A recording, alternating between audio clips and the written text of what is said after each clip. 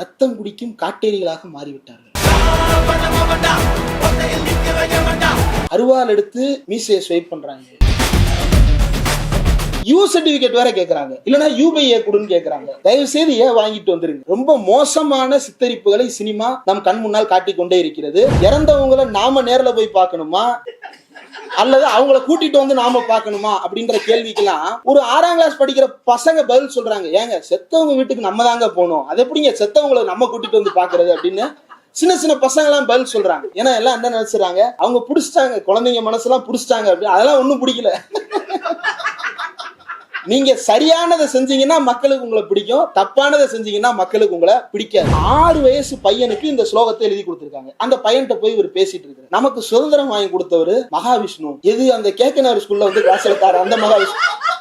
அந்த மகாவிஷ்ணு இல்லைங்க, மகாவதார் மகாவிஷ்ணு, லட்சுமியோட வீட்டுக்கார் மகாவிஷ்ணு. யாராண்ட இருந்தா விடுதலை வாங்கி கொடுத்தாரு? எனிமீஸ்ல இருந்து வாங்கி கொடுத்தாரு. எனிமீஸ்னா யாரு?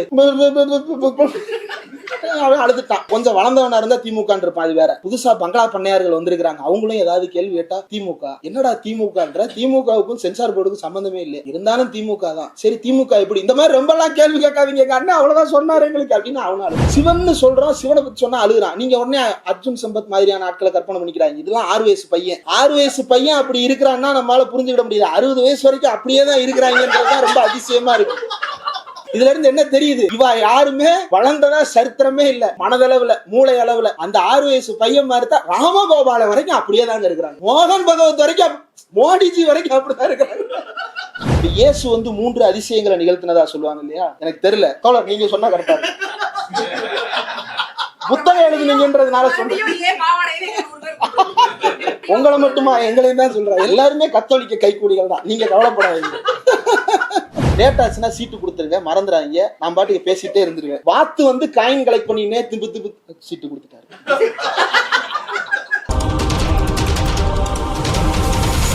எனக்கு இனியனனுடைய புத்தக வெளியீட்டு விழா அதுல பேசணும் அப்படின்ற அந்த அழைப்பு கொடுக்கப்பட்டதே ரொம்ப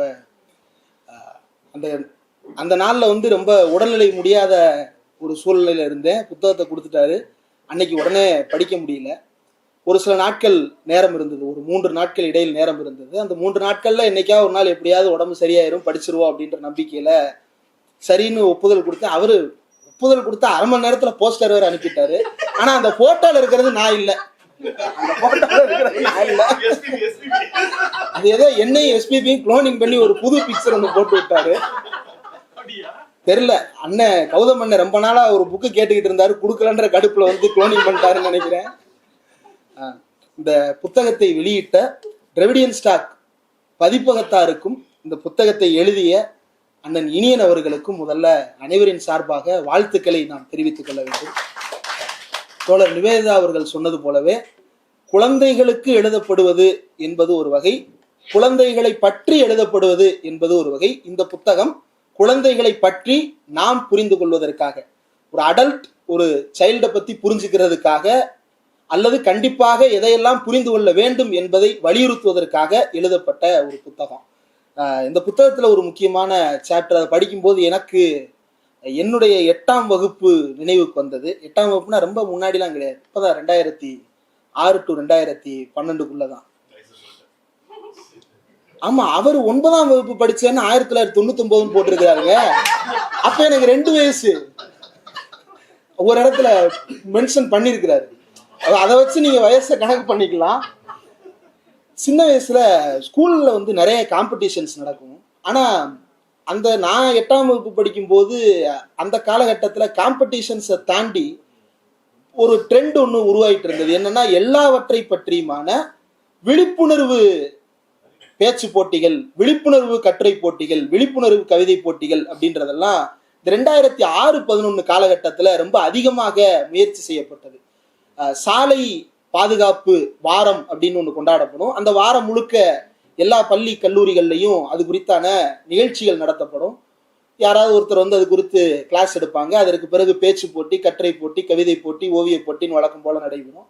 அதே போல வனவிலங்கு வார விழா அப்படின்னு சொல்லிட்டு, வனவிலங்கு வார விழா அப்படின்னு சொல்லிட்டு அந்த வனவிலங்குகள் பற்றி ஒரு வார விழா நடக்கும். அதே போல இன்னொரு முக்கியமான ஒரு விழா நான் 8ஆம் வகுப்பு படிக்கும் போது நடத்தப்பட்டது. அது என்ன அப்படின்னா, ஓகே, அப்போ வந்து 8th படிக்கும் போது ரொம்ப இன்னொரு முக்கியமான ஒரு செஷன் நடந்தது. ஹெச்ஐவி விழிப்புணர்வு அப்படின்னு சொல்லிட்டு ஒரு 3 நாட்கள் கேம்ப் ஒன்று நடத்தினாங்க.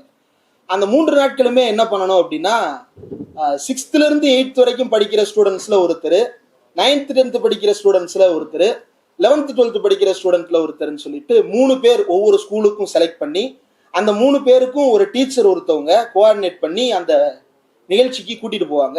எங்க கல்வி மாவட்டம்னு தனியா இருக்கு, வருவாய் மாவட்டங்கள் இருப்பது போல கல்வி மாவட்டம்னு தனியா இருக்கு. அது ரொம்ப வித்தியாசமா பிரிக்கப்பட்டிருக்கும். அப்ப நான் வந்து எங்க கல்வி மாவட்டத்துல பக்கத்து ஊராகிய கல்லுப்பட்டியில இருக்கக்கூடிய ஒரு ஸ்கூல்ல அந்த ப்ரோக்ராம் நடந்தது. நாங்க இங்க இருந்து பஸ் ஏறி போவோம். இப்போ பசங்க என்னன்னா கிளாஸ் ரூம்ல ஆன் டியூட்டின்னு போடுவாங்க. ஆன் டியூட்டி போடும்போது பசங்க எங்கடா போற அப்படின்னு கேட்பாங்க. இல்ல ஒரு கிளாஸ் நடத்துறாங்க. என்ன கிளாஸ் நடத்துறாங்க? HIV class. அப்பனா செக்ஸ் பத்திலாம் சொல்லி தருவாங்களாடா அப்படின்லாம் கேட்பாங்க பசங்க. சுத்தி வந்து ஹெச்ஐவி விழிப்புணர்வுன்னா செக்ஸ் பத்தி கிளாஸ் எடுப்பாங்க. இந்த லெவல்ல தான் அண்டர்ஸ்டாண்டிங் அன்றைக்கு இருந்தது. ஆனா அப்படியான அண்டர்ஸ்டாண்டிங்கை மாத்துறதுக்காக அந்த ஹெச்ஐவி விழிப்புணர்வு நிகழ்ச்சி வந்து எந்த அளவுக்கு பயன்பட்டது அப்படின்னா, அந்த மொத்த பேட்ச்லயே மாசா மூலமா ஹெச்ஐவி பரவாதுன்னு தெரிஞ்ச ஒரே ஸ்டூடெண்ட் நானா தான் இருந்தேன். இளநீல ஹெச்ஐவி பரவாதுன்னு தெரிஞ்ச ஒரே ஸ்டூடெண்ட் நான் ஒருத்தனா தான் இருந்தேன். மற்ற எல்லார்ட்டையும் சொல்லி புரிய வைக்கிறதுக்கு நீங்க எவ்வளவு முயற்சி பண்ணாலும் உங்களை அருவருப்பாவும் அசிங்கமாவும் பார்த்து தள்ளி தான் வைப்பாங்களே தவிர அவன் புரிஞ்சுக்கணுன்ற நினைப்புக்குள்ள வர மாட்டேன். ஏன்னா நீங்க வந்து கொஞ்சம் அப்நார்மலான கிட்டா இருக்கிறதுனால உங்களை ஸ்கூல்ல இருந்து கிளாஸுக்கு கூட்டு போயிட்டு வந்துட்டாங்க. மற்ற கிட்ஸ் நார்மலா இருக்கிறாங்க. அவன் வந்து இதை புரிஞ்சுக்கணும்னு எந்த விதமான கட்டாயமும் கிடையாது. அவனுக்கு அந்த பொய்யான செய்தியை போய் சேர்த்தவனுக்கு இருந்த அந்த கொடூரமான சிந்தனை எப்படி வந்து அப்படின்றது தெரியல. ஆனா இது போன்ற விழிப்புணர்வு கிளாஸஸ் வந்து நடத்தப்பட்டது. இப்ப இதுல ஒரு இடத்துல வந்து ஒரு அரங்கம் நிறைய மாணவர்கள் அமர்ந்திருக்கிறார்கள். அந்த மாணவர்கள் எல்லோருக்கும் வகுப்பு ஒன்று நடத்துவதற்காக, அவர்களோடு விளையாடுவதற்காக அண்ணன் இனியன் உள்ளிட்டவர்கள் அங்க போயிருக்கிறார்கள். அந்த நிகழ்ச்சியில கலந்து கொண்ட எல்லா குழந்தைகளுமே ஹெச்ஐவியால் பாதிக்கப்பட்டவர்கள். எப்படி ஹெச்ஐவியால பாதிக்கப்பட்டவர்கள்னா, அவங்க பெற்றோரின் மூலமாக அவர்களுக்கு ஹெச்ஐவி வந்திருக்கிறது. அந்த தொற்றால் பாதிக்கப்பட்ட குழந்தைகள் அனைவரையும் கூட்டி அவர்களுக்கு வந்து ஒரு மகிழ்ச்சியான ஒரு செலிப்ரேஷனான ஒரு ஹாப்பனிங்கை வந்து அங்க நடத்தி இருக்கிறாங்க. அப்போ அந்த குழந்தைகள் உண்மையிலேயே மகிழ்ச்சியாகத்தான் வாழ்ந்து கொண்டிருக்கிறார்களா அப்படின்னு எடுத்து பார்த்தா இல்ல. அவர்கள் எல்லோருமே ஏதோ ஒரு வகையில இந்த சமுதாயத்தால, ஒரு பக்கம் இதே சமுதாயம் தான், அதுவும் இந்த புத்தகத்திலே குறிப்பிடப்பட்டிருக்கு, அந்த சாப்டர்லயே வருது. ஒரு நோயில இருந்து ஒருத்தர் மீண்டு வந்ததுக்கு பிறகு அவன் வந்து அந்த நோயில இருந்து முழுசா மீண்டுருவான். அவனுக்கு அது கேன்சருடைய ட்ரேஸே இருக்காது. சார், அவர் கேன்சரால பாதிக்கப்பட்டார், அவர் கொஞ்சம் உட்கார வருங்க, அவர் கொஞ்சம் வெயில நிக்க, அவன் தான் சரியாயிட்டானே, அதுக்கப்புறம் பரிதாபத்தை காட்டுவான். ஆனா அவன் பாதிக்கப்பட்டிருக்கும் போது அந்த பரிதாப உணர்ச்சி காட்டப்பட்டதா அப்படின்னா பெரும்பாலான இடங்கள்ல அது காட்டப்படுறது இல்லை.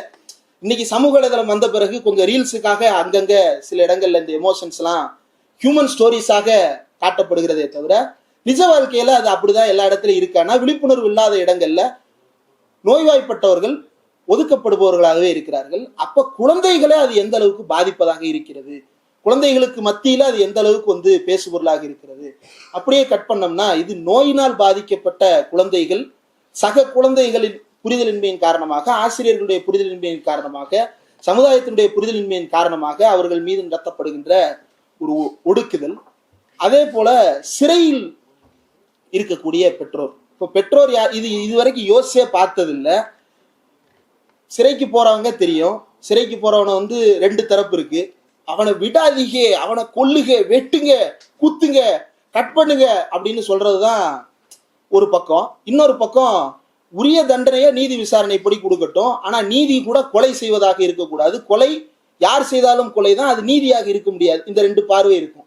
இந்த 2 பார்வை இருந்தாலும் கூட அந்த சிறைக்கு போகின்ற மனிதனுடைய அல்லது சிறைக்கு போகின்ற ஒரு பெண்ணுடைய குழந்தைன்னு ஒண்ணு வீட்டுல இருந்தது. அந்த குழந்தை என்ன ஆனது, அந்த குழந்தை பள்ளிக்கூடத்திற்கு போகும்போது என்ன மாதிரி அந்த குழந்தையின் மீது பார்வைகள் முன்வைக்கப்பட்டது, அந்த குழந்தை எப்படியெல்லாம் நடத்தப்படுகிறது அப்படின்றது குறித்து நாம பொதுவில் அதிகமாக அது பற்றி எல்லாம் சிந்திப்பது கிடையாது.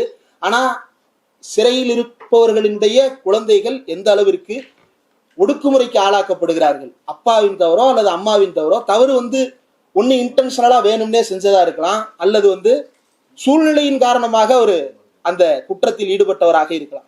சூழ்நிலையின் காரணமாக ஈடுபட்டிருந்தாலும் சரி, வேண்டுமென்றே இதை செய்தவராக இருந்தாலும் சரி, சமுதாயத்தின் பார்வையில சினிமால வேணா இவங்க அப்பா நல்லதுக்காக கொலை பண்ணிட்டாருப்பா அப்படின்னு சினிமால வேணா அது காட்டப்படுறது ரொம்ப ஈஸியா இருக்கலாம். ஆனா சமுதாயத்துல இவர் நல்லதுக்காக ஜெயிலுக்கு போனவர் அப்படிலாம் இல்லை, ஜெயிலுக்கு போயிட்டான் குற்றவாளியுடைய பையன் அப்படின்ற, குற்றவாளியுடைய பொண்ணு அப்படின்ற அந்த பார்வை வந்து எந்த அளவுக்கு அவர்களை வாட்டி வதைப்பதாக இருக்கிறது அப்படின்றதும் ரெண்டுமே வந்து ரொம்ப இதுவரை இந்த கோணத்தில் நாம் ஏன் யோசித்து கூட பார்த்ததில்லை அப்படின்னு தோன்றியது. இதை தாண்டி இந்த புத்தகத்துல முன்வைக்கப்படுகின்ற ஆர்கியூமெண்ட்ஸ்ல ரொம்ப முக்கியமானது, பல்வேறு விவகாரங்கள்ல எனக்கு முன்னாடி பேசிய தோழர் நிவேதிதா அவர்களே சுட்டி காட்டி விட்டார். அதை தாண்டி மிச்சம் மீதி இருக்கிறத நான் கொஞ்சம் பொறுக்கி எடுத்து அங்கங்க சொல்லலாம்னு நினைக்கிறேன். முதல்ல இந்த புத்தகத்திற்கு வழங்கப்பட்டிருக்கிற வாழ்த்துறைகள் அணிந்துரைகள், இந்த வாழ்த்துறைகள் அணிந்துரைகள் எல்லாமே ரொம்ப முக்கியமானது. இந்த புத்தகத்தை நாம் புரிந்து கொள்வதற்கு அந்த வாழ்த்துறைகளும் அணிந்துரைகளும் ரொம்ப முக்கியமானதுன்னு நான் கருதுறேன். டேட்டாச்சுன்னா சீட்டு கொடுத்துருங்க, மறந்துடாங்க, நான் பாட்டுக்கு பேசிட்டே இருந்துருவேன். தரைகளில் எழும் சூரியன் அப்படின்னு பழங்குடியின குழந்தைகள் நல செயற்பாட்டாளர் கோவையை சேர்ந்த ஒடியன் லட்சுமணன் அவர்கள் எழுதியிருக்கிறார். அவரு தான் இந்த புத்தகத்தை எடுத்த உடனே நான் படிக்க ஓப்பன் பண்ண உடனே அதுதான் முதல்ல இருக்கும். அதுல நீங்க ஓப்பன் பண்ண உடனே சிறைவாசிகளின் குழந்தைகள் அப்படின்னு இருந்தது. அதுவே ரொம்ப ஸ்ட்ரைக்கிங்கா இருந்தது. சிறைவாசிகளின் குழந்தைகளா, நம்ம இந்த ஆங்கிள் யோசிச்சதே கிடையாது. அப்போ புத்தகத்துக்குள்ள அதை பத்தி தான் பேசுறாங்க போலன்றத அதுலயே அவர் அறிமுகப்படுத்திட்டாரு. அப்புறம் போலி ஒழுக்க கற்பிதங்கள் எந்த அளவிற்கு வாட்டி வதைக்கின்றன, சமகால அறச்சிக்கல்கள் என்னவாக இருக்கிறது அப்படின்றது குறித்து அந்த அணிந்துரையில் கொடுக்கப்பட்டிருக்கிறது. அடுத்த அணிந்துரை எழுதியவர் ஜவாது மலையை சேர்ந்த ஆசிரியர் மகாலட்சுமி அவர்கள். இந்த நூலை வந்து அனுபவ நூல் அப்படின்னு குறிப்பிடுறதோடு அல்லாம பாடம் கற்பிக்க வேண்டிய பொருளாக அல்லாமல் பாடம் கற்றுத்தரும் உயிர்களாக பார்க்க சொல்லுகிறது இந்த புத்தகம் அப்படின்னு இந்த புத்தகத்தை பற்றி அவர் அணிந்துரை அளித்திருக்கிறார். ரொம்ப முக்கியமான கண்ணோட்டம் நாம் கவனிக்க வேண்டியது, உபதேச துணியோ அலங்கார மொழியோ கொண்டவையாக அல்லாமல் நேர்மையானவையாக எளிமையானவையாக நம்பிக்கையூட்டுபவையாக இந்த புத்தகம் வழங்கப்பட்டிருக்கிறது அப்படின்னு அதுல குறிப்பிடப்பட்டிருக்கிறது. ஏன் அதை சொல்றேன் அப்படின்னா, அடுத்து புத்தகத்திற்கு உள்ள போகும் பொழுது இதை நாம புரிஞ்சுக்கலாம்.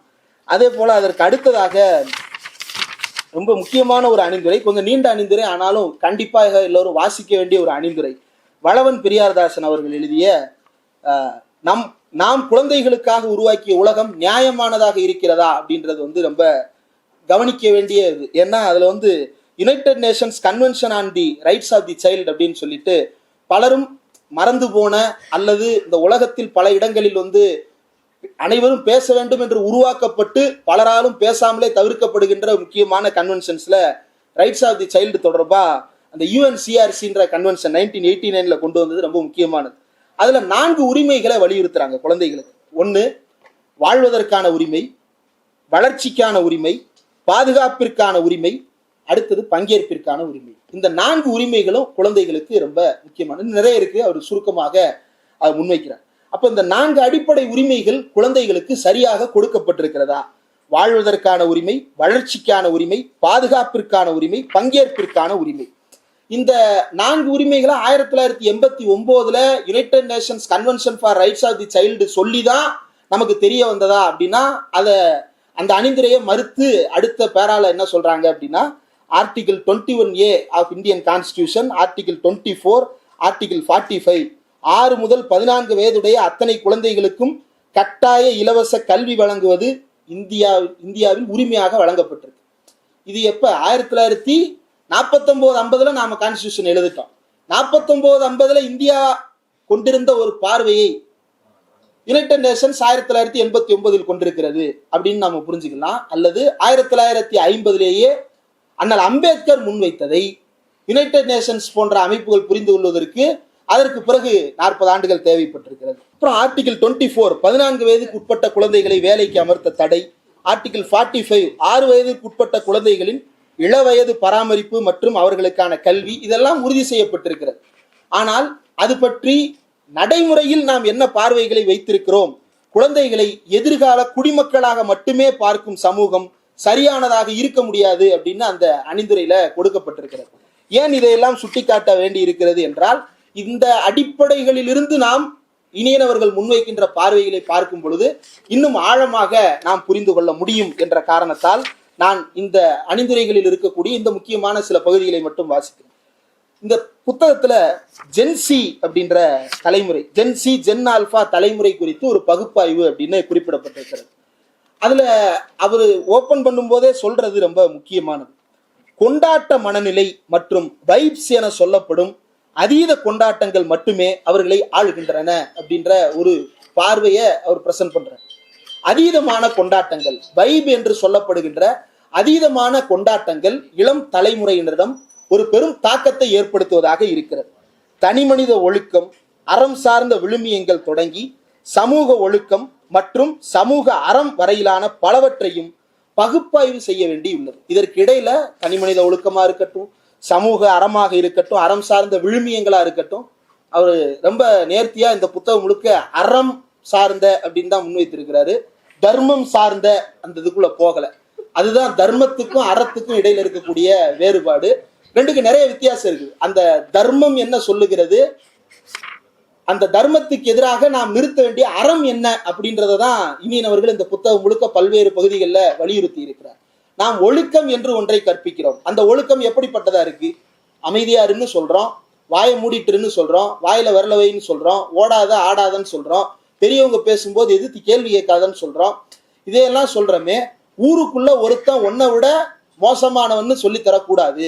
ஊருக்குள்ள ஒருத்தன் இந்த வீட்டுல பிறந்துட்டான்னாலே அவன் உனக்கு கீழானவன் கிடையாது. இதையெல்லாம் நாம் ஒழுக்கமாக சொல்லி தந்திருக்கிறோமா? குடும்பங்கள் இதையெல்லாம் ஒழுக்கமாக சொல்லி தந்திருக்கிறதா என்றால், குடும்பம் சொல்லி தருகின்ற ஒழுக்கம் என்னவாக இருக்கிறது என்றால், நான் உனக்கு யாரையெல்லாம் அறிமுகப்படுத்துகிறேனோ அவர்கள் தான் உன்னுடைய நண்பர்களாக இருக்க முடியும். இவர்களை தாண்டிய ஒருவரை நீ வீட்டுக்கு அழைத்துட்டு வந்தா நான் கேட்கும் முதல் கேள்வி இவங்க என்ன ஆளுங்கன்னு தான் இருக்கும். அதை தாண்டி நீ காலேஜ் படிக்கும் போது யாரு கூடயாவது பழகுறியா? பழகிக்க, ஆனா வீட்டுக்கு கூட்டிட்டு வரக்கூடாது. அப்படியே வீட்டுக்கு கூட்டிட்டு வந்தாலும் அவங்கள நீ நட்போட வச்சுக்கிட்டுமே தவிர காதலா மாற்றிடக்கூடாது. அப்படி காதலா மாறிச்சுன்னா அங்க நான் என்ன ஆளுகன்னு கேட்பேன். இப்ப இந்த என்ன ஆளுகன்னு கேட்கறது இருக்கே, இது கேவலமானது, இது அசிங்கமானது, இது சுயமரியாதைக்கு எதிரானது, சமத்துவத்திற்கு எதிரானதுன்றத, இது ஒரு ஒழுக்கம் தானே, இந்த ஒழுக்கத்தை எந்த வீடாவது சொல்லி கொடுக்குதா அப்படின்ற கேள்வி பல இடங்கள்ல வெளிப்படுகிறது. அந்த கேள்வி ரொம்ப முக்கியமானதுன்னு கருதுறேன். குறிப்பா ஜென்சி பற்றி பேசும்போது ஒரு ஒரு விஷயத்தை யோசிச்சு பாருங்களேன். ஒரு குழந்தையோட அதிகமா டைம் ஸ்பெண்ட் பண்ற நேரம் வீட்டுல தான், வீட்டுக்குள்ளதான் அதிகமான நேரத்தை பெற்றோரால குழந்தையோட ஸ்பெண்ட் பண்ண முடியும். அப்படி வீட்டுக்குள்ளேயே அடைஞ்சு கிடக்கிற ஒரு சூழல் கோவிட் பெருந்தொற்று காலத்துல லாக்டவுன் மூலமாக கிடைத்தது. ஆனால் லாக்டவுனில் ஒரே வீட்டுக்குள் பெற்றோர் இருக்கிறார்கள், ஒரே வீட்டிலேயே தான் பிள்ளைகளும் இருக்கிறார்கள். ஆனால் 2 பேரும் ஒரே வீட்டில் பிசிக்கலா பிரசன்ட் ஆயிருந்தாலும் அவங்க உண்மையிலேயே நெருக்கமாகி இருக்கிறார்களா அப்படின்னா இல்ல, ரொம்ப விலகி இருக்கிறாங்க. அவங்களுக்கு இது வரைக்கும் கிடைக்காத ஒரு ஸ்பேஸ். இந்த ஜென்சிக்கு இதுக்கப்புறம் இப்படி ஒண்ணு சேர்ந்து இருக்கிறதுக்கான ஸ்பேஸ் கிடைக்குமானா எனக்கு தெரியல. ஆனா அப்படி ஒரு ஸ்பேஸ் கிடைச்சும் இவர்கள் அனைவரும் விலகியே இருக்கிறார்கள். அப்படின்னா இந்த விலகி இருப்பதற்கான காரணம் என்ன அப்படின்னு யோசிச்சு பாருங்க. அந்த பெற்றோர் வீட்டிலேயே தான் இருக்கிறாங்க, ஆனா அந்த குழந்தைக்கு நேரம் செலவிட முடியல. அந்த பெற்றோர் வீட்டிலேயே தான் இருக்கிறாங்க, அந்த குழந்தைக்கு பிசிக்கலான ஒரு விளையாட்டை சொல்லி கொடுக்கறதுக்கான நேரம் அவங்களுக்கு கிடைக்கல. அந்த பெற்றோர் வீட்டிலேயே தான் இருக்கிறாங்க, அந்த குழந்தையோட நாமளே ஒரு பிசிக்கல் கேம் விளையாடலாமே அப்படின்ற தாட் அவங்களுக்கு வரல. ஒரு சில இடங்கள்ல முயற்சி செய்யப்பட்டது, ஓரிரு நாட்களில் ரீல்ஸுகளோடு அந்த முயற்சிகளும் கைவிடப்பட்டதாக நான் அறிகிறேன். ஏன் அது நடக்கிறது அப்படின்னா, அவர்கள் வீட்டுக்குள்ளேயே இருந்தாலும் ஒரு வேலையின் காரணமாக அவர்கள் உதிர்த்து போடப்பட்ட ஒரு தொழிலாளியாக அந்த வீட்டுக்குள்ளேயே உட்கார்ந்து ஒரு பெரும் முதலாளிக்காக ராவும் பகலுமாக மாறி மாறி உழைக்கக்கூடியவர்களாக கணவனும் மனைவியும் மாற்றப்பட்டிருக்கிறார்களே தவிர குழந்தைகளோடு நேரம் செலவிடுகின்ற பெற்றோராக அவர் அங்கு இருக்க அனுமதிக்கப்பட்டிருக்கிறாரா அப்படின்னா, இந்த முதலாளித்துவ பொருளாதாரம் வீட்டில் இருக்க அனுமதித்திருக்கிறது, ஆனால் பெற்றோராக இருப்பதற்கு அனுமதித்திருக்கிறதா அப்படின்னா இல்லை அப்படின்றது இனியன் அவர்கள் பல இடங்கள்ல அதை சுட்டிக்காட்ட முயற்சி செய்திருக்கிறார். அதுல ரொம்ப முக்கியமான காரணங்களா 4 காரணங்கள் ஜென்சி மற்றும் ஜென் ஆல்பா கிட்ஸோட உரையாட முடியாமல் இருப்பதற்கு அல்லது உரையாடலில் இருக்கக்கூடிய சிக்கலை புரிந்து கொள்வதற்கு 4 காரணிகளை முன்வைக்கிறார். குடும்ப கட்டமைப்பு, சமூக காரணிகள், தொழில்நுட்ப காரணிகள், அரசியல் காரணிகள். இந்த குடும்ப கட்டமைப்பு அப்படின்றதான் இப்ப நம்ம பேசணும். சமூக காரணிகள் அப்படின்னு வரும்போது அவர் ரொம்ப அழகா அதையுமே தோழர் சொல்லிட்டாங்க. கல்வி, சினிமா, போதை அப்படின்னு செயின் சொல்லிட்டாங்க. அதுல அவங்க ஸ்கிப் பண்ண ஒரு போர்ஷன் என்னன்னா, பாடங்கள் கடந்த உரையாடல்கள் அப்படின்னு ஒரு இடத்துல குறிப்பிடுறாரு.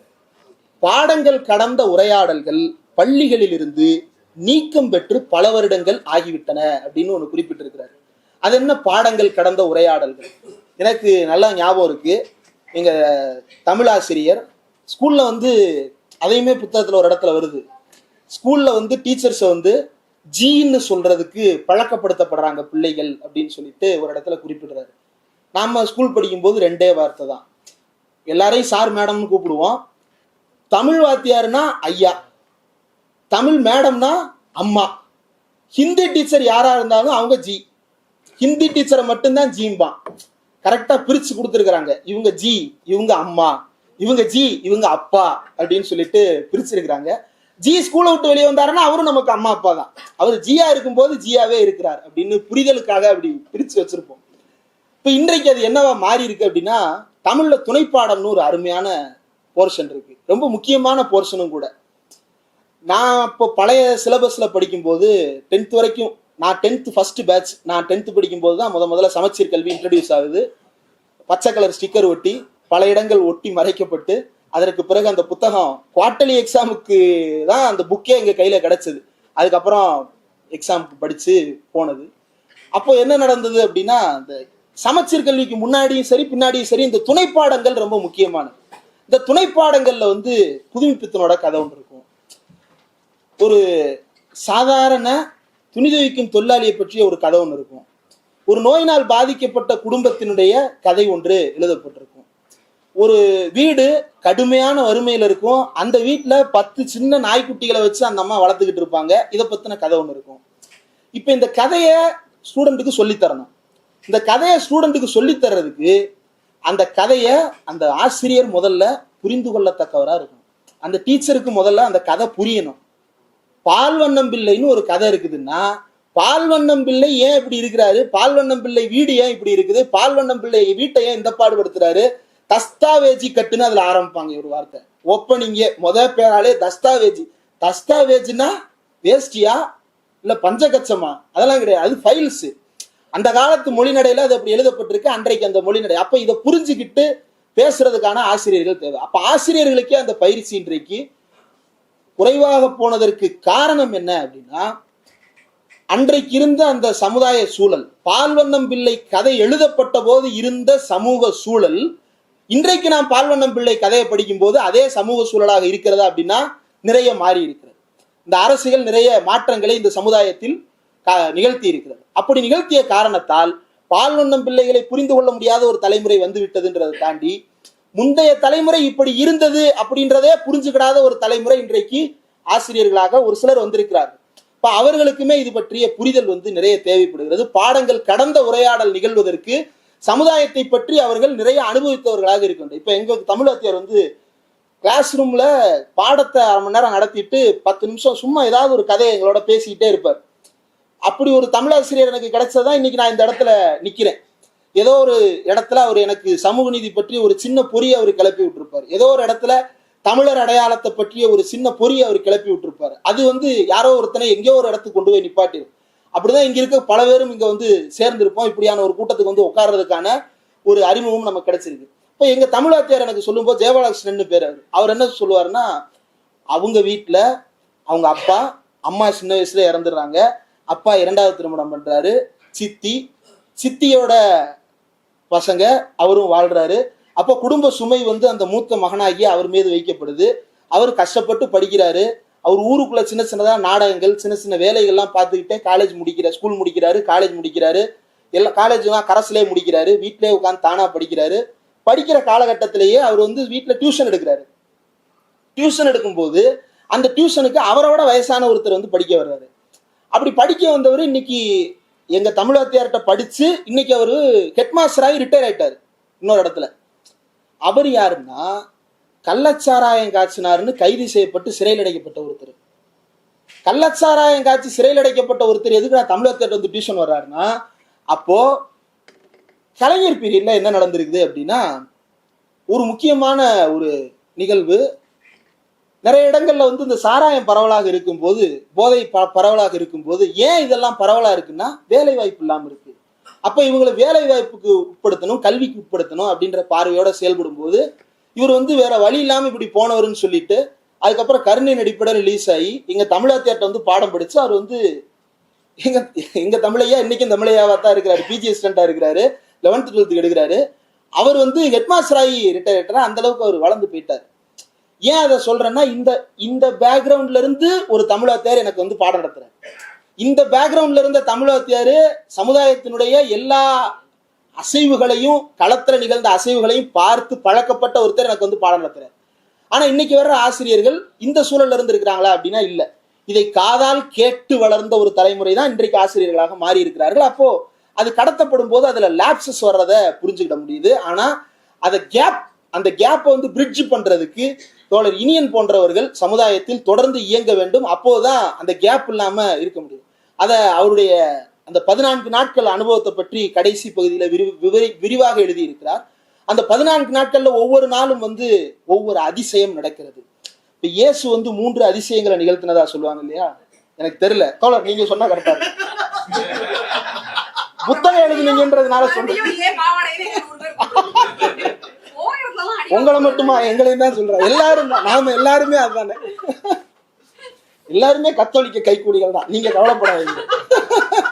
இயேசு வந்து 3 அதிசயங்களை நிகழ்த்தினார் அப்படின்னு சொல்லுவாங்களா, அந்த மாதிரி 14 நாட்கள்ல இனியன் போன இடங்கள்ல 14 அதிசயங்கள் நடந்திருக்கிறது. அது அந்த சாப்டர் நீங்க படிக்கும் போது தெரியும். அதுல ஒரு இடத்துல வந்து இறந்தவங்களை நாம நேர்ல போய் பார்க்கணுமா அல்லது அவங்கள கூட்டிட்டு வந்து நாம பார்க்கணுமா அப்படின்ற கேள்விக்கெல்லாம் ஒரு 6ஆம் கிளாஸ் படிக்கிற பசங்க பதில் சொல்றாங்க. ஏங்க செத்தவங்க வீட்டுக்கு நம்ம தாங்க போகணும், அது எப்படிங்க செத்தவங்களை நம்ம கூட்டிட்டு வந்து பாக்குறது அப்படின்னு சின்ன சின்ன பசங்க எல்லாம் பதில் சொல்றாங்க. அது ரொம்ப முக்கியமான பகுதி. ஏன்னா எல்லாம் என்ன நினைச்சுறாங்க, அவங்க பிடிச்சிட்டாங்க, குழந்தைங்க மனசெல்லாம் பிடிச்சிட்டாங்க அப்படி. அதெல்லாம் ஒன்றும் பிடிக்கல. நீங்க சரியானதை செஞ்சீங்கன்னா மக்களுக்கு உங்களை பிடிக்கும், தப்பானதை செஞ்சீங்கன்னா மக்களுக்கு உங்களை பிடிக்காது. ஏன் அதை குறிப்பிடுறேன்னா, சினிமா என்னவா மாறி இருக்கு அப்படின்றது ஒரு முக்கியமான ஃபேக்டர். சினிமா என்னவா மாறி இருக்கு, நீங்க நிறைய அழகியல் சார்ந்த, நிறைய கலை சார்ந்த, நிறைய சமுதாயத்தில் நாம் அன்றாடம் கடந்து வருகின்ற விஷயங்களை பற்றி நிறைய சினிமாக்களை பார்க்குறோம்.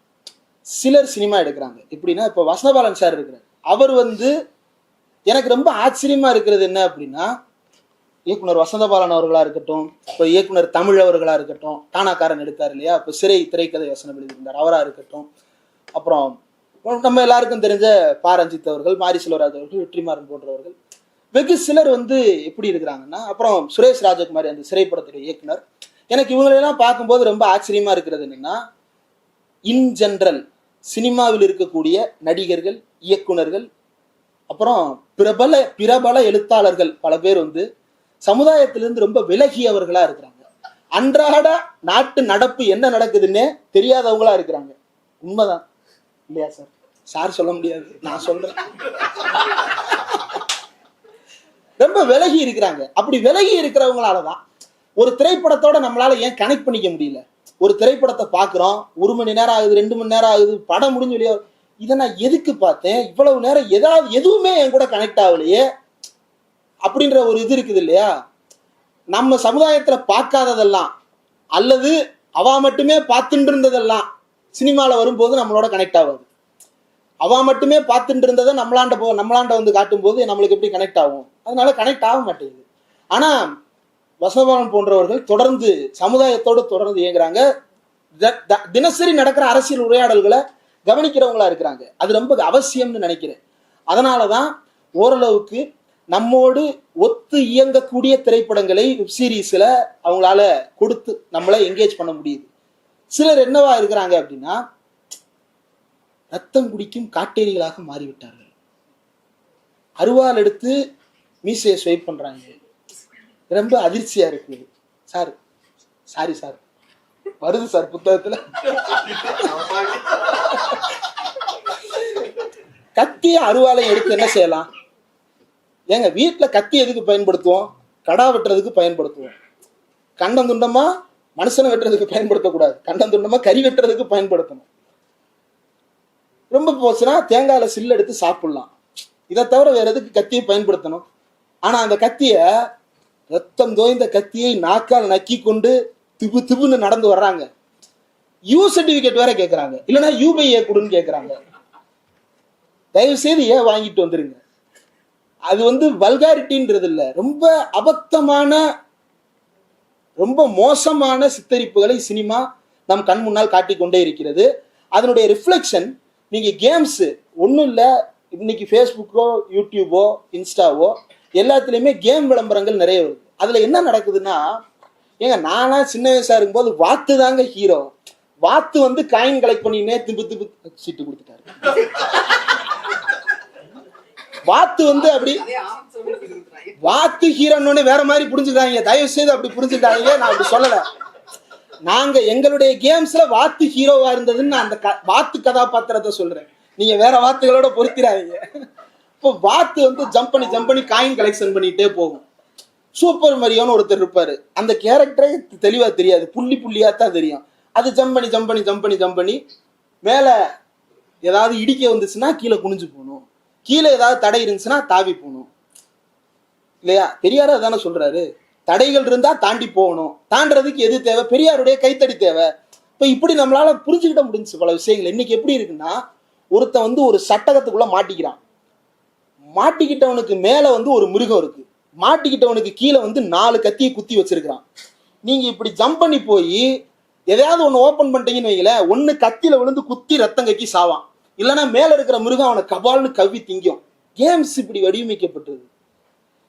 யாருக்கு இந்த கேம்ஸ்லாம்? நீங்கள் நான் என்னைக்காவது இந்த கேம் விளையாண்டு இருக்கிறோமா? நமக்கு இப்ப 29-30 வயசு ஆகுது. 29 ஆகுது. நம்ம என்னைக்காவது இந்த கேம் விளையாண்டுட்டு இருக்கிறோமா? கிடையாது. யார் இதை விளையாடுறா? குழந்தைங்க விளையாடுது. குழந்தைங்களுக்கு வந்து செல்போன்ல நம்ம அன்லிமிட்டடான அக்சஸ் கொடுத்துருக்கிறோம். அந்த குழந்தை நமக்கே தெரியாம, நமக்கே புரியாத ஃப்ரீ ஃபயர்னு ஒன்று விளையாடுறாங்க, ஏதோ கேம்ஸ் எல்லாம் விளையாடுறாங்க. காஸ்டியூமுக்கு காசு கட்டுறான் எல்லாமே. அதுல ஏதோ கண்ணாடி போட்டிருக்கான. இவன் கண்ணாடி கேட்டாலே இவங்க அப்பா வாங்கி தர மாட்டாரு. நம்ம வீட்டுல இந்த கண்ணாடி கூலிங் கிளாஸ வாங்குறதுக்கு சாவடிப்பாங்க நம்ம அப்பா. கூலிங் கிளாஸ வாங்குறதுக்கு படாத பாடு படணும். அந்த திருவிழாவுக்கு போனோம்னா அந்த கூலிங் கிளாஸ் ரொம்பலாம் இல்லைங்க, 5 ரூபாய்க்கு விற்பான். அந்த 5 ரூபா கூலிங் கிளாஸ வாங்கி கொடுக்கறதுக்கு சாவடிப்பாரு நம்ம அப்பா. கடுப்பா இருக்கும். ஏன் டாடி இப்படி சாவடிக்கிறீங்க, இந்த கண்ணாடியை வாங்கி கொடுக்க உனக்கு வக்கு இல்லையா அப்படின்னு கண்டபடி திட்டிட்டு வருவோம். இந்த ரிமோட் காரை வாங்குறதுக்கு வந்து கடைசி வரைக்கும் வாங்கி தரல. இப்ப வயசாயிருச்சு, வாங்க தோண மாட்டேங்குது.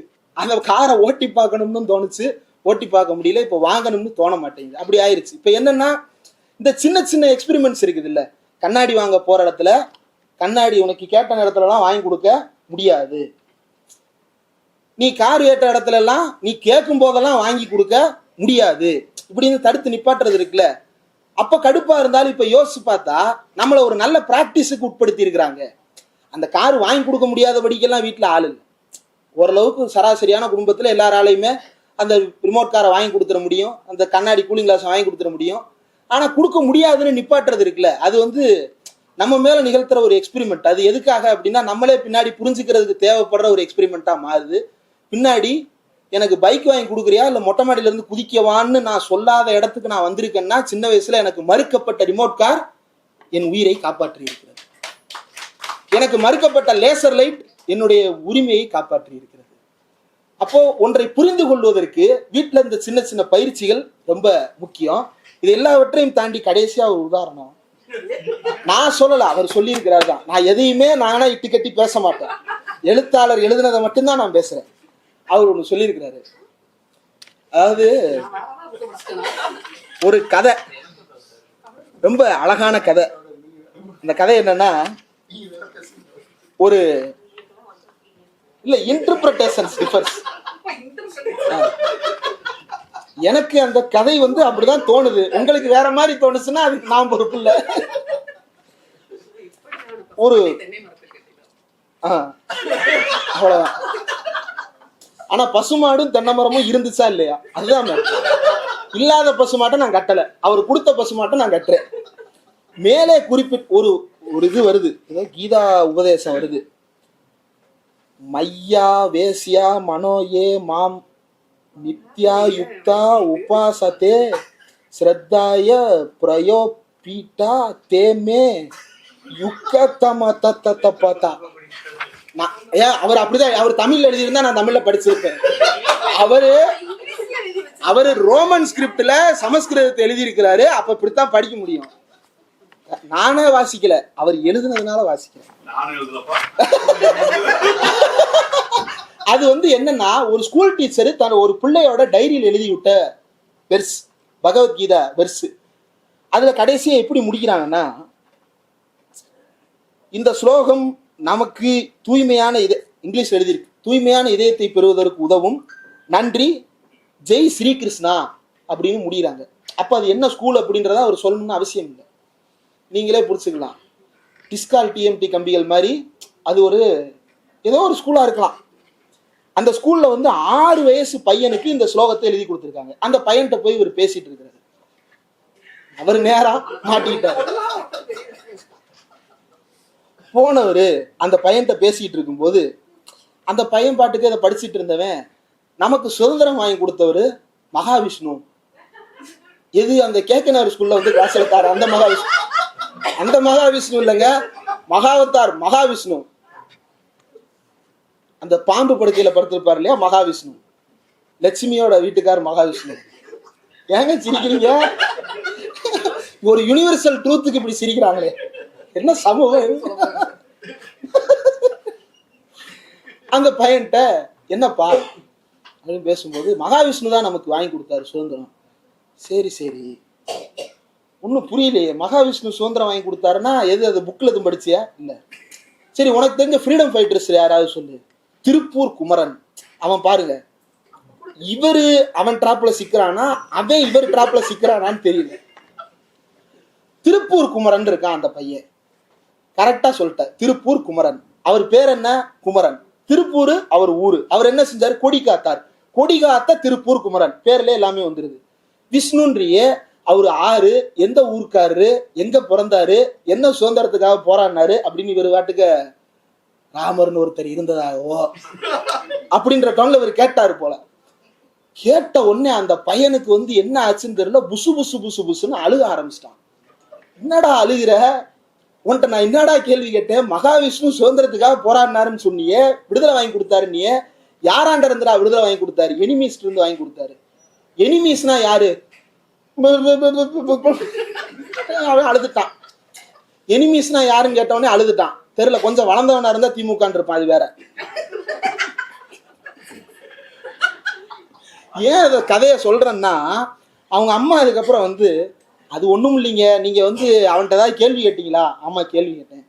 உங்களை யாருங்க அவன்கிட்ட கேள்வி கேட்க சொன்னா? சரி, அவன் சொன்னது ஏதாவது தப்புன்னு சொன்னீங்களா? ஆமா சொன்னேன்.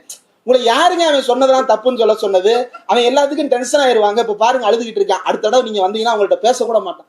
என்னம்மா சாதாரணமா சொல்லிட்டேன், நான் என்னம்மா கேட்டேன்? மகாவிஷ்ணு ஆறுதானமா கேட்டேன் அப்படின்னு ஒரு கேட்க, இப்படியாக அந்த பையன் விஷ்ணுவுக்கு மட்டும் இல்ல, சிவன், பிள்ளையார் போன்ற கடவுள்கள் பற்றி யாராவது தப்பா பேசினா இப்படித்தான் கோபம் வருது அப்படின்னு அந்த அம்மா சொல்றாங்க. ரொம்ப அதிர்ச்சியா இருக்கு. அவனுக்கு ஏன் கோபம் வருது? விஷ்ணுவை பற்றியோ சிவனை பத்தியோ பிள்ளையாரை பத்தி இவர் ஏதாவது தப்பா பேசினாரா? கிடையாது. அவர் ரொம்ப அழகான ஒரு கேள்வி கேட்டார். விஷ்ணுன்னு அவன் சொல்லியிருக்கலாம்ல, பாம்பு, நான் சொன்னேன் இல்லையா, பாம்பு படுக்கையில் படுத்திருப்பார், தாமரை மலரை ஏந்தி இருப்பார், மகாவிஷ்ணு வந்து மகாலட்சுமியினுடைய கணவராக இருப்பார், இப்படி ஏதாவது ஒண்ணு சொல்லியிருக்கலாம் இல்லையா? அல்லது வந்து அவர் வந்து 4 வர்ணங்களை படைத்தார், அப்படி ஏதாவது ஒண்ணு அந்த பையன் சொல்லியிருக்கலாம். ஆனா அந்த பையனுக்கு அது எதுவுமே தெரியாது. அவனுக்கு விஷ்ணுன்ற பேர் மட்டும்தான் தெரியும். ஆனா அந்த பேரை பத்தி ஒரு கேள்வியை கேட்ட உடனே அவன் பொசு பொசுன்னு அழுகுறான். பிள்ளையாருன்ற பேர் தெரியுது, பிள்ளையாரை பத்தி கேள்வி கேட்டா அழுகுறான். சிவன் சொல்றோம், சிவனை பத்தி சொன்னா அழுகுறான். நீங்க உடனே அர்ஜுன் சம்பத் மாதிரியான ஆட்களை கற்பனை பண்ணிக்கிறாங்க. இதெல்லாம் 6 வயசு பையன். 6 வயசு பையன் அப்படி இருக்கிறான்னா நம்மளால புரிஞ்சுக்கிட முடியாது. 60 வயசு வரைக்கும் அப்படியே தான் இருக்கிறாங்கன்றதுதான் ரொம்ப அதிசயமா இருக்கு. வளரவே இல்லை. இதுல இருந்து என்ன தெரியுது? இவ யாருமே வளர்ந்ததா சரித்திரமே இல்லை. மனதளவுல, மூளை அளவுல அந்த 6 வயசு பையன் மாதிரி தான் ராமகோபால வரைக்கும் அப்படியே தாங்க இருக்கிறாங்க. மோகன் பகவத் வரைக்கும், மோடிஜி வரைக்கும் அப்படிதான் இருக்கிறாங்க. நீங்க ஏதாவது ஒண்ணு கேளுங்க, என்ன பார்த்து என்ன கேள்வி கேட்டுட்டா, என்னால முடியல அப்படின்னு அழுக ஆரம்பிச்சிடுறாங்க. இப்ப புதுசா பங்களா பண்ணையார்கள் வந்திருக்கிறாங்க. அவங்களும் ஏதாவது கேள்வி கேட்டா திமுக, என்னடா திமுகன்ற, திமுகவுக்கும் சென்சார் போர்டுக்கும் சம்பந்தமே இல்லை, இருந்தாலும் திமுக தான். சரி திமுக இப்படி இந்த மாதிரி ரொம்ப எல்லாம் கேள்வி கேட்காதீங்க, அண்ணன் அவ்வளவுதான் சொன்னாரு எங்களுக்கு அப்படின்னு அவனாலும் எல்லாம் அந்த சின்ன பசங்களுடைய மைண்ட் செட்ல இருக்கிறாங்க. அந்த மைண்ட் செட்ல இருக்கிறவன பிறகு பேசுவான். ஆனா இந்த சின்ன பசங்க மனசுல விஷ்ணுவை பத்தி பேசினா அவன் ஏங்க அழுகணும்? அந்த கேள்வி ரொம்ப முக்கியமான கேள்வி. ஒரு ஸ்கூல்ல அததான் தோழர் டிராட்ஸ்கி மருது அவர்கள் ஆரம்பத்திலே சொன்னாரு. கலைக்கு உள்ள ஒரு லேயரா, ஒரு அவுட்டர் லேயரா அந்த மதத்தை போட்டு வச்சுட்டு அவன் அந்த மதத்தோட ஸ்டக் ஆயிடுறான். அதை தாண்டி உள்ளுக்குள்ள டிராவல் பண்ணவே முடியல. அந்த கலையை எனக்கு தெரிஞ்சு தமிழ்நாட்டில் இந்த மதத்தை நீக்கினதுனால கலை ரொம்ப பிரபலம் அடைந்தது அப்படின்னா ஒரு சம்பவத்துல பிரபலம் அடைந்தது. என்னன்னா, மதுரையில ஒரு ஓவியர் இருக்காரு தோழர், அவர் பேர் என்ன, ஏதோ ஒரு சர்மா, திருவள்ளூர் படத்தை வரைஞ்சாரு, அவர் பேரு ஏதோ ஒரு சர்மா. சரி பாருங்க, நம்மளுக்கும் அந்த சர்மா தான் ஞாபகம் வருது, பேரு ஞாபகம் வர மாட்டேங்குது. அவர் நல்ல ஓவியர். அவர் வரைந்த திருவள்ளுவர் படம் இருக்கு இல்லையா, இந்த திருவள்ளுவர் படம் வந்து ரொம்ப ஃபேமஸ். எனக்கு தெரிஞ்சு சாமிநாத சர்மாவா, சரி ஏதோ ஒரு சர்மா விட்டுருங்க, திருவள்ளுவர் படம் தான் நமக்கு முக்கியம், சர்மா இங்க தேவையில்லை நமக்கு. அந்த திருவள்ளுவர் படம் வந்து நமக்கு ரொம்ப முக்கியமான கலை அம்சம். அதன் மீது இருந்த மதத்தின் சாயத்தை உதிர்த்ததால் இன்றைக்கு தமிழ்நாடு முழுக்க மலர்ந்திருக்கிறார் திருவள்ளுவர். காரணம் என்னன்னா, காவியோடு இருந்திருந்தால் அவர் பூஜை அறைகளில் மாட்டப்பட்டிருப்பார். அவர் காவியோடு இருந்திருந்தால் கோவில்களில் வைத்து அவருக்கு பூஜை செய்திருப்பார்கள். கொஞ்ச நாள்ல அவர் எழுதின ஓலைச்சுவடிகளை பூரா செல்லரிச்சு போச்சு, கொடுக்க மாட்டேன், திருவள்ளுவரே நேரில் வந்தாதான் தருவேன்னு ஏதாவது ஒரு கோயிலுக்குள்ள போட்டு செல்லரிக்க விட்டுருப்பானுங்க. எப்படி தேவாரம் திருவாசகத்துல பாதி செல்லரிச்சு போச்சோ அந்த மாதிரி செல்லரிக்க போக விட்டுருப்பாங்க. அப்ப சாரி மேடம், ஒரு 2 minutes. என்னடா ரொம்ப 2 minutes கேக்குறீடா, 2 கிலோமீட்டர் நினைச்சிடாதீங்க, ஒரு கடைசியா ஒரு 2 கிலோமீட்டர் போய்க்கிறேன்.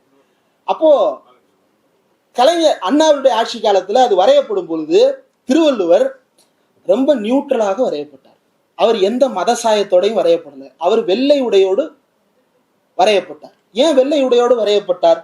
வெள்ளை என்பது ஞானத்தினுடைய வெளிப்பாடாக உலகம் முழுக்கவே வெள்ளை என்பது வந்து ஒரு வெள்ளையை பார்த்தாலே வெள்ளை தாடி வச்சிருந்தா அவங்க வந்து தத்துவ அறிஞர்கள் அப்படின்ற ஒரு தோற்றம் வந்து உலகம் முழுக்கவே இருக்குது. இப்ப திருவள்ளுவருக்கு வெள்ளை உடை என்பது அவர் ஞானம் பெற்றவர். ஞானம்னா எந்த ஞானம்? மக்கள் ஞானம் பெற்றவர். அவர் வேற ஏதாவது மத அடையாளங்களை பூண்டிருக்கிறாரா? ஒண்ணும் கிடையாது. ஒரு சின்ன நூல் கூட எக்ஸ்ட்ரா கிடையாது. தேவையில்லாம எதுக்கு கண்ட நூலை மாட்டி விட்டு கழுத்து வலி வரணும்? அவருக்கு என்ன தேவை? அவருக்கு ஒரு ட்ரெஸ் தேவை, ட்ரெஸ்ஸை கொடுத்தாச்சு, அவர் பாட்டுக்கு நிம்மதியா உட்கார்ந்துருக்கிறாரு. நம்ம வீடுக்கு உட்கார்ந்துருக்கிறாரு, பஸ் ஸ்டாண்ட் உட்கார்ந்துருக்கிறாரு. அப்ப அந்த மதத்தை உடைக்கும் போது கலை அத்தனை பெரிய சமுதாயத்தை சென்றடைகிறது. எந்த அளவுக்கு சென்றடைகிறது என்றால், திருவள்ளுவரை தமிழன் மதத்திற்குள் அடைக்காமலே வைத்திருந்த காரணத்தால் தான் ஜியு போப்புன்னு ஒருத்தர் டிரான்ஸ்லேட் பண்ணி கொண்டு போறாரு. நீ எத்தனையோ அறிஞர்கள் உலகம் முழுக்க அதை டிரான்ஸ்லேட் பண்ணி கொண்டு போறான். இவன் என்ன பண்ணிக்கிறான்? ஒரு குரூப் உட்கார்ந்துட்டு திருவள்ளுவர் எங்காலு, அவர் ஞானி, அவர் வேதாந்தி. வேதாந்தியா? வேதாந்தினா வேதம் படிச்சவர். அவர் வேதத்தை பற்றி ஏதாவது ஒரு சின்ன கூறாவது அதில் எழுதியிருக்கிறாரா? எதுவுமே இல்லை. பிறப்போக்கும் எல்லா உயிருக்கும், இது எல்லாத்தையும் விட இன்னொன்னு அவர் எழுதியிருக்கிறாரு. ரொம்ப அழகான வரி. அந்த வரிக்கு வர்றதுக்கு முன்னாடி ஒரு பராசக்தி படம் பார்த்துருக்கீங்களா? கலைஞருடைய பராசக்தி 1952 கிளைமேக்ஸை பார்த்தீங்க அப்படின்னா பிச்சைக்காரர் மாநாடு சொல்லும் போது சிரிப்பா இருக்கும். அந்த கிளைமேக்ஸ்ல அதை நடத்தியே காட்டிடுவாங்க. அது ரொம்ப அழகா அந்த காட்சியை வடிவமைச்சிருப்பாங்க. கலைஞர் அண்ணா வேறு வேறு இடங்கள்ல நடந்த நிகழ்ச்சிகளை பூரா பேட்ச் ஒர்க் பண்ணி ஒரே இடத்துல அது பிச்சைக்காரர் மாநாட்டுல பேசுற மாதிரியே அதை வந்து அழகா கட் பண்ணி போட்டிருப்பாங்க. அந்த காட்சிகள் ஓடும் போது பின்னாடி ஒரு சாங் ஒண்ணு வரும். எல்லோரும் வாழ வேண்டும், இங்கு இல்லாமை போக வேண்டும், இல்லாதார் என்றொருவர் படைத்தான் எனில் அவன் இல்லாமல் போகட்டுமே அப்படின்னு வரும். அண்ணல் தாங்கன்னு ஒருத்தர் எழுதினது. ஏங்க அண்ணல் தாங்க இல்லாதார் ஒருத்தர், அதாவது உலகத்துல பணம் இல்லாதவன் பசி உள்ளவனாக ஒருவன் படைக்கப்பட்டிருந்தால் அந்த படைத்தவன் இல்லாமல் போகட்டும்னு அண்ணல் தாங்கவன் எழுதுறாரு. அது அண்ணல் தாங்க எழுதல, அது எழுதுனது கலைஞரா? கலைஞரும் இல்லை, அதை எழுதுனது திருவள்ளுவர் எழுதுறாரு. இறந்தும் உயிர் வாழ்தல் வேண்டின் பறந்து கெடுக உலகியற்றியான். பிச்சை எடுத்து வாழுவதை வாழ்க்கையாக ஒரு இறைவன் படைத்திருப்பான் என்றால் அந்த இறைவன் பிச்சை எடுத்து சாகட்டும் அப்படின்னு திருவள்ளுவர் எழுதியிருக்கிறார். பிறப்புக்கும் எல்லா உயிருக்கும் மட்டும் இல்ல, அவரு கடுமையான கடவுள் மறுப்பு பார்வையை அந்த திருக்குறளில் முன்வைத்திருக்கிறார். அப்போ இது எல்லாவற்றையும் நாம் இன்றைக்கு அனுபவிக்கிறோம் என்றால் மதத்திலிருந்து திருவள்ளுவர் வெளியில் நிறுத்தப்பட்டிருப்பதால் தான். அப்போ இந்த கலையின் மூலமாக மதவாதம் இன்றைக்கு புகுத்தப்படுகிறது. மதம் போகிறது என்பதை தாண்டி மதவாதம் புகுத்தப்படுகிறது. அமர் சித்திர கதா நம்ம எல்லாரும் சின்ன வயசுல பார்த்திருப்போம். இந்த அமர் சித்திர கதால அம்பேத்கரை பத்தி ஒரு கதை இருக்கு, தயவு செய்து பாருங்க. அம்பேத்கர் எப்படி பிறந்தாரு? அவங்க அம்மாவுக்கு அப்பாவுக்கும் பிறந்தாரு. அந்த கதை வேற ஒண்ணு சொல்லுது. என்ன சொல்லுது? ஒரு சாமியார் வரம் கொடுத்தாராம், வரம் கொடுத்ததுனால அம்பேத்கர் பிறந்தாராம். இப்படி கதை எழுதி வச்சிருக்கிறான். ஒரு நல்ல நாளில் நல்ல நேரத்தில் நல்ல நட்சத்திரத்தில் அம்பேத்கர் பிறந்தாருன்னு எழுதியிருக்கிறான். மகத் குளத்துல சத்தியாகிரகம் பண்றாரு அம்பேத்கர். அந்த மகத் குளத்துல வந்து நீர் எடுக்க போறாரு. ஏன் எடுக்க போறாரு? நீர் எடுக்க போறாரு. அதுக்கு என்ன எழுதியிருக்கணும்? இவ்வளவு காலம் நீர் எடுக்க விடாமல் தடுத்து வைத்திருந்தார்கள், அந்த தடுப்பை உடைத்து அம்பேத்கர் நீர் எடுக்க சென்றார், மக்களை திரட்டி போராடினார், இப்படித்தான் எழுதியிருக்கணும். அவன் அப்படி எழுதல. இவ்வளவு காலம் இந்த குளத்தில் நீர் எடுக்க யாருமே வராத நிலையில் அம்பேத்கர் மக்களை திரட்டி நீரை எடுத்து, ஓ இவ்வளவுதானா, இப்படித்தான் நீர் எடுக்க வேண்டுமா என்று மக்களுக்கு உணர்வூட்டினார். இவ்வளவுதான். இதுல ஏதாவது உணர்வு இருக்கா? யாருக்கு எதிராக போராடினாரு, எதுக்காக போராடினாரு, எதுவுமே இருக்காது. இப்படி மொட்டையா ஒரு கதை எழுதி வச்சிருக்கிறான். இது குழந்தைகளுக்கு லட்சக்கணக்கான பிரதிகள் பள்ளிக்கூடங்கள் கல்லூரிகள் என்று கொண்டு போய் சேர்க்கப்படுகின்றன. அப்போ இதற்கு மாற்றாக நாம் ஒரு பார்வையை முன்வைக்க வேண்டி இருக்கிறது. அந்த பார்வை எந்த பார்வையாக இருக்க வேண்டும் என்றால், அதே பராசக்தி திரைப்படத்துல ஒரு பையன் வந்து ஒரு ஆள் வந்து என்ட்ரி போட வருவார் அகதிகள் முகாம்ல. உங்க அப்பா பேர் என்ன? நாராயண பிள்ளை. எவன் பேரு? சுப்பிரமணி பிள்ளையா? எனக்கு பிள்ளையெல்லாம் இல்லைங்க. அவ்வளவுதான். நாராயணன் பிள்ளையா இருந்திருக்கலாம், ஆனா நான் எந்த பிள்ளையும் கிடையாது, நான் எந்த டேஷும் கிடையாது அப்படின்னு முன்னிறுத்துறது இருக்குல்ல, அது அவருக்கு நேரில் நடக்குது. அவர் போற ஊர்கள்ல அவர் எழுதுறாரு, நான் போன இடங்களில் யாருமே நீ யார் என்று என்னை கேட்கவே இல்லை, என்னுடைய வேலையை மட்டும் பார்த்து என்னை ஏற்றுக்கொண்டார்கள். ஏனென்றால் நான் 3 தலைமுறைகளாக சமுதாயத்திற்கு உழைத்த திராவிட இயக்க குடும்பங்களின் வீடுகளில் போய் தங்குகிறேன். அப்போ இந்த பார்வை ரொம்ப முக்கியமானது. ரொம்ப இன்னும் விரிவா பேசிக்கினே இருக்கலாம். ரொம்ப நிறைய எழுதியிருக்கிறாரு. ரொம்ப முக்கியமான ஒரு புத்தகமும் கூட. அனைவரும் தயவு செய்து கண்டிப்பாக இந்த புத்தகத்தை வாசிக்க வேண்டும். சமகாலத்தில் இருக்கக்கூடிய அரசியல் சூழ்நிலையில் குழந்தைகளிடம் எது போய் சேர வேண்டுமோ அது சரியாக சேர்க்கப்பட வேண்டும். அதற்கான வேலைகள் நடக்க வேண்டும். அப்போ குழந்தைகளிடம் கொண்டு போய் சேர்ப்பதற்கு நாம் என்ன செய்ய வேண்டும் என்பதை புரிந்து கொள்ள தோழர் இனியன் அவர்கள் எழுதிய கசடர என்ற இந்த குழந்தைகள் ஒழுக்கங்கள் கற்பிதங்கள் என்கின்ற புத்தகம் கண்டிப்பாக பயன்படும். புத்தக கண்காட்சியில் 10% தள்ளுபடியில் ட்ரெவிடியன் ஸ்டாக் பதிப்பகத்தில் கிடைக்கும். அனைவரும் தயவு செய்து வாங்கி உங்களுடைய உற்றார் உறவினர் அனைவருக்கும் தந்து நீங்களும் வாங்கி வீட்டில் படிக்கிறீர்களோ இல்லையோ, கோபி சுதாகர் தப்பா சொல்லிட்டாங்க படிச்சாதான் வாங்கணும்னு, அதெல்லாம் இல்ல, வாங்குங்க, வாங்கி வச்சுங்க. இந்த புத்தகம் பூரா இருக்கு. இவரு பதிப்பகத்து ஓனர் என்ன படிக்கிறதுனால வாங்கி வச்சிருக்கிறாரு, தேவைப்படுறத எடுத்து படிச்சுக்கிறட்டும். வீட்டுல நிறைய புக்கை வாங்கி வைங்க. அதுல ஒரு புக்கை அந்த கசடர புக்கையும் வாங்கி வைங்க. விலை 130, தள்ளுபடி போக எவ்வளவு? 100 ரூபாய். அவர் வந்து எக்ஸ்ட்ரா டிஸ்கவுண்ட் போட்டார். 100 ரூபாய்க்கு இந்த புத்தகம் கிடைக்கும். அனைவரும் வாங்குங்கள். நன்றி.